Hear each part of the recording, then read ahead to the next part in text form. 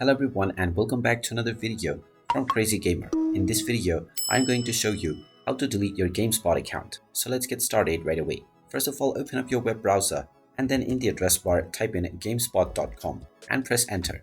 You will now be taken into the official Gamespot website. If you haven't logged into your account already, click on the profile icon at the top right corner and then proceed forward by using your email address and your password or by using your social accounts. Once you are logged into your account and taken into the home page, if you wish to delete your account, click on your profile icon at the top right corner once again, and then click on Settings.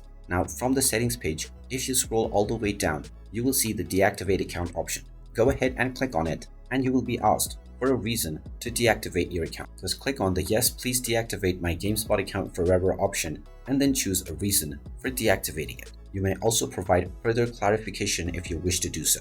Finally, click on deactivate my account and you will be asked to enter your account password in order to verify your identity. After entering your password and clicking forward, you will be logged out from your account on GameRant and your account will be scheduled for deletion.